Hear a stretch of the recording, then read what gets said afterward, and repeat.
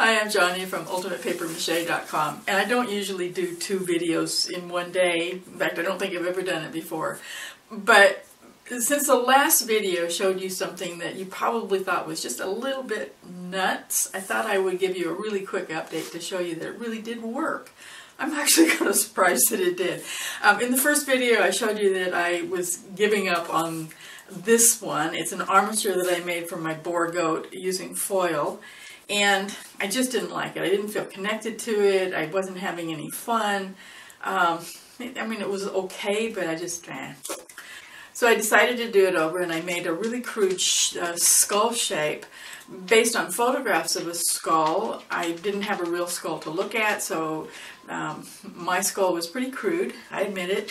It doesn't really look like a skull, but it had all the bumps in the right place, and that was what was needed. So I've just now spent about an hour, I think, putting some WED clay on the skull. And I wanted to show you how it turned out. The clay just went on in a really thin layer. The front of the muzzle didn't have any bones in it, and so that all had to be sculpted by hand. There was no bumps on the skull shape to help me with that part.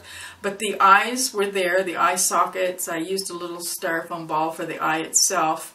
And the jawline was there. And so basically all I did was add that thin layer of clay over the skull shape.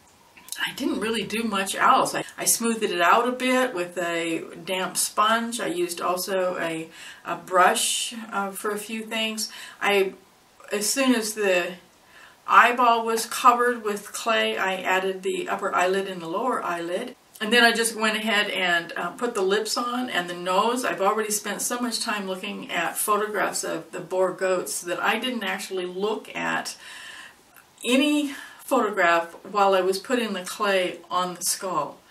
I will do that now. I'm going to go back over it, do some corrections if I need to, but I don't want to lose the I don't know how to say it. She's got a personality for some reason that I never found in the one that I was making out of foil. That doesn't mean it's the foil's fault. You can make a beautiful sculpture using a foil armature. Kim over at Pautaya.com, she makes huge dragons out of foil armatures, and they're beautiful. So it's not the foil's fault. It's just that I don't work that way. I need a little bit of spontaneity going on, and I can get that with the clay, and I can't get it with the foil on something this big. Now, having a skull on the inside, that's nothing new. I've done a lot of people sculptures using a skull on the inside of the sculpture, and I really enjoy doing it that way. It actually is a lot easier than using a mask form, because the commercial mask forms you get have noses on them, and the nose gets in the way.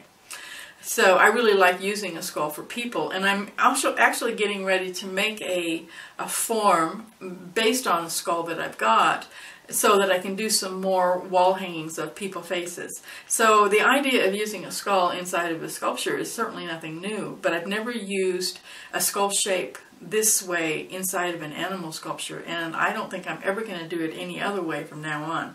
I really wish that I could go out online and spend about $1,000 getting some real ones, because wow, it just makes such an incredible difference. But I'm going to have to do for now with my handmade ones. That's all I've got for you today. In the next couple of days, I'll show you how I finish this goat up. I'll give her some horns. I'll put a skin on it somehow or another. I still haven't figured that out. And then we'll have a goat that's ready to mount and put on the wall. So stay tuned for that. And in the meantime, come visit me at UltimatePaperMache.com.